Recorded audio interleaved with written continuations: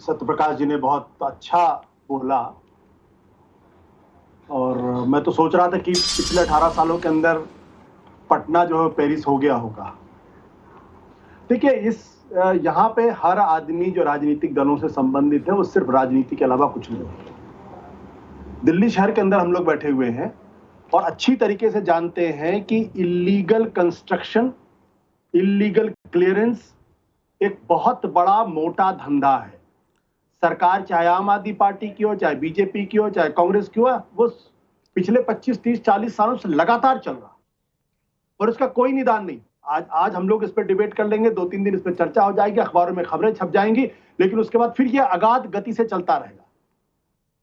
किसी की कोई दिलचस्पी नहीं है कि इन बच्चों की चूंकि मौत हो गई इसलिए हर आदमी आज दुखी दिखाई पड़ता है, बट क्या ऊपर से ले लेते हैं। मेरा प्रश्न इस बात को लेकर, और आपके चैनल पे मैं कई बार इसको बोल चुका हूं, जब अरविंद केजरीवाल ने कहा मैं जेल से सरकार चलाऊंगा, तब भी मैंने ये कहा था कि ये धारा 356 का उल्लंघन है, कॉन्स्टिट्यूशनल ब्रेकडाउन है, अरविंद केजरीवाल की सरकार को फौरन बर्खास्त करना चाहिए। बर्खास्त हुई क्या?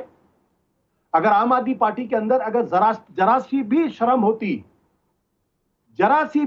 होती तो जेल से सरकार चलाने की बात तो छोड़ दी, गिरफ्तारी के पहले इस्तीफा देते और किसी दूसरे को मुख्यमंत्री बनाते। क्या किया उन्होंने?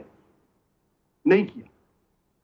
तो ये दिल्ली के अंदर जो एडमिनिस्ट्रेटिव पिछले 5 महीनों से जो नाटक चल रहा है, जो ड्रामा चल रहा है, इसके लिए दोनों ही बराबर जिम्मेदार हैं। मैं कहता हूं कि आज ये बढ़िया प्रिटेक्स है, इस प्रिटेक्स को लेकर दिल्ली की सरकार को बर्खास्त करिए ना, पूरी कमान अपने हाथ में लीजिए और कल से शहर के अंदर, दिल्ली शहर के अंदर जितने इलीगल कंस्ट्रक्शन है सबके ऊपर बुलडोजर चलने चाहिए। मजाक बना के रखा है लोगों ने यहाँ पे, मतलब एक बेसमेंट में चल रहा है, ये वहां के लोकल आदमी को पता होगा किसने क्लियरेंस दिया, सबको मालूम होगा, वो इंजीनियर पता होगा, असिस्टेंट इंजीनियर पता होगा, क्योंकि पैसा नीचे से ऊपर तक जाता है, सबके पास जाता है, सबका कट है इसमें। इसलिए किसी के खिलाफ कार्रवाई किसके खिलाफ होगी? उस एसयूवी चलाने वाले ड्राइवर जिसकी कोई गलती नहीं है। मतलब बेशर्मी की हद है ये। और इसीलिए मैं कहता हूं हिंदुस्तान के पॉलिटिकल क्लास को कोई फर्क नहीं पड़ता, कोई फर्क नहीं पड़ता हिंदुस्तान के पॉलिटिकल क्लास को। पर शाजिया इल्मी जी, ये तो सही है, एसयूवी वाले को अरेस्ट करने का क्या औचित्य है मुझे समझ में नहीं आता। हर उस आदमी को अरेस्ट किया जाएगा जिसका कोई लेना देना नहीं है, जो कहीं से जवाबदेही नहीं है इस बात के लिए, और यही सवाल आज जनता पूछ रही है। सतीश चंद्र का गाजियाबाद से सवाल है, इतने बड़े हादसे के बाद भी दिल्ली सरकार का दूसरे पर ठीकरा फोड़ना क्या शर्मनाक नहीं है? राम कुमार शर्मा का करनाल हरियाणा से सवाल है, आपने करोड़ों रुपए शीश महल में फूंक दिए तो बिजली, पानी और सीवर पर कहां से पैसा आएगा? धीरज अग्रवाल का मेरठ से सवाल है, सरकारी कर्मचारी यदि सहयोग नहीं करते तो शिक्षा का मॉडल और स्वास्थ्य का मॉडल कैसे सफल हो जाता? पुष्पा काला का व्हाट्सएप पर सवाल है, क्या राहुल गांधी तीनों छात्रों के परिवार वालों से मिलने जाएंगे? जेटीआर नायर का कोच्चि से सवाल है, सरकार की बात आईएएस ऑफिसर नहीं मानते थे, मान लिया, इसके आगे सब रास्ते बंद थे, प्रजातंत्र में इतने ही पड़ाव हैं? जवाब दीजिए रवि श्रीवास्तव जी। शाजिया जी आ रही।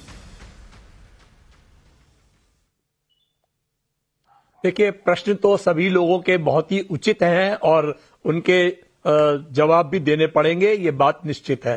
पर ये बात हर आदमी को मालूम है कि किस तरह से जो सुप्रीम कोर्ट के आदेश के बावजूद दिल्ली के मोदी सरकार ने, बीजेपी ने जिस तरह से अफसरों को की शक्तियां छीन करके एलजी के हवाले कर दी, उससे दिल्ली की सरकार रवि श्रीवास्तव जी, शीश महल बना के नहीं बना, शीश महल बना के नहीं बना, लिकर पॉलिसी में एक के साथ एक फ्री मिला के नहीं मिला, अफसरों के बावजूद भी मिला, वो कैसे हुआ?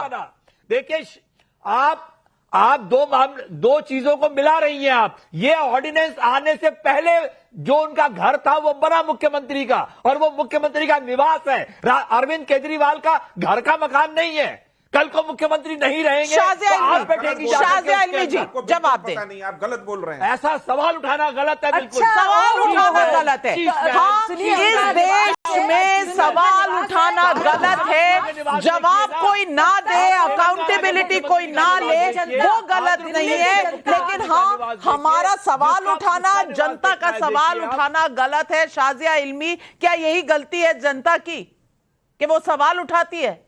मतलब सोचिए कितने शातिर दिमाग ये लोग हैं, नहीं कितने शातिर दिमाग ये लोग हैं कि आप सोचिए 70 करोड़ रुपए उस वक्त में जब कोविड की महामारी थी, त्राही त्राही मची थी, रायता फैलाने में ये लोग लगे थे, उस वक्त झाड़ फानूस खरीदने में, अपने लिए जकूजी खरीदने में बिजी थे केजरीवाल जी। और अब देखिए जब बात आती है एमसीडी की, पीडब्ल्यूडी की और बुनियादी चीजों की, डीसिल्टिंग ड्रेनेज और सीवरेज की और एनओसी देने की, कोई जवाब दे नहीं है। अभी भी एलजी और सुनिए, आप झूठ बोल रहे हैं, आप झूठे हैं, आप झूठे हैं भाई साहब, आप जानते हैं। और सुनिए, मैं फैक्ट चेक कर दूं, 70 करोड़ नहीं था, ऑफिशियल फिगर 45 करोड़ है और कुछ ओवररन हुआ था, वो 51 तक जाता है एट बेस्ट, पूरा 70 करोड़ नहीं जाता, 51 करोड़ लगे थे। मैं फिर फैक्ट चेक कर दूं, लेकिन सवाल ये है कि तुमने किया, यही चल रहा है। तहसीन पूनावाला जी, मैं आपसे पूछना चाहती हूँ, कांग्रेस पार्टी कह रही है कि आम आदमी पार्टी की गलती है, लेकिन राहुल गांधी नहीं कह रहे। ओबीसी कितने हैं, अल्पसंख्यक कितने हैं हलवा सेरेमनी पे, वो उनको जानना है, लेकिन यहां ओबीसी और अल्पसंख्यक बच्चे मर गए, उस पर एक शब्द भी नहीं है। और जब ट्वीट भी किया तो सिस्टम को दोष दिया, केजरीवाल का नाम मुंह पर नहीं आया।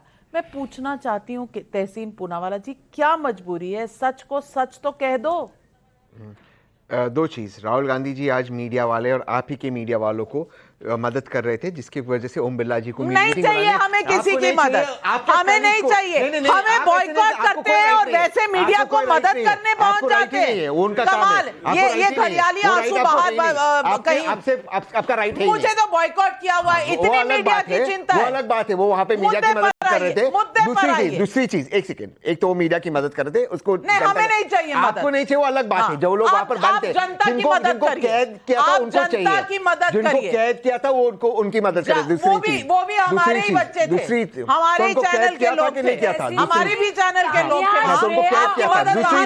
दूसरी चीज मैं आपको थैंक यू बोलना, मुद्दे पर बताइए। आप नहीं, वो आप मदद उनको चाहिए थी, उन्होंने राहुल गांधी की मदद मांगी। दूसरी चीज, आपको भी उम्मीद सिर्फ राहुल गांधी जी से, मोदी जी से नहीं है, तो यही बताता है कि जननायक राहुल गांधी जी देश के अगले प्रधानमंत्री बनेंगे। मोदी जी जो वर्तमान प्रधानमंत्री, उससे किसी को उम्मीद नहीं है। इस आर्ग्यूमेंट का क्या जवाब हो सकता है? मेरे पास नहीं। देखिए, मेरे पास इमरजेंसी के बाद पहली बार 14 चैनल को और 14 बड़े पत्रकारों को इसी इंडिया ब्लॉक ने राहुल गांधी के इशारों पे बैन किया था और हमारे नेता नीतीश कुमार ने उसका विरोध किया था। उस समय इंडिया ब्लॉक में थे। मैं आशुतोष जी का एक सवाल का जवाब देना चाहता हूं कि पटना पेरिस नहीं हुआ आशुतोष जी, लेकिन पटना में जब एक बार मानसून बहुत तबाही मचा गया था, उसके बाद मुख्यमंत्री नीतीश कुमार स्वयं हर वर्ष पूरी जांच करते हैं, घूम घूम कर देखते हैं। क्या आपको इस बार मानसून में कोई ऐसी तस्वीर हाथ आई क्या जहां पटना डूब गया हो? कम से कम इतना तो शाबाशी देते हैं हमारी सरकार को कि पटना डूबता नहीं। अब दूसरा प्रश्न कि राहुल गांधी जी को जो राजनीति मोहब्बत की दुकान में करनी है, इन 3 छात्रों से उनको कोई मोहब्बत नहीं है, यह बात साबित होता है। केजरीवाल सरकार अपनी जिम्मेदारी नहीं मानेगी, यह मैं जानता हूं।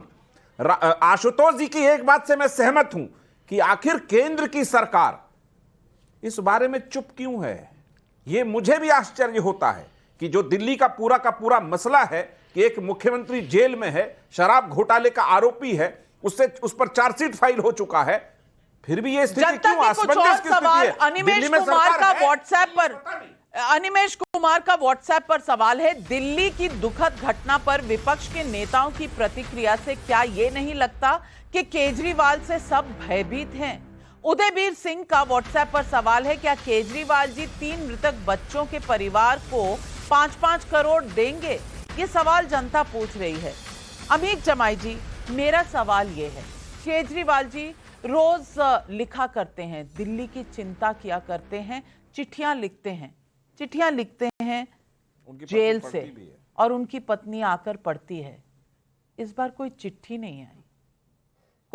नहीं आई क्योंकि कोई जवाब नहीं था। नाविका मैम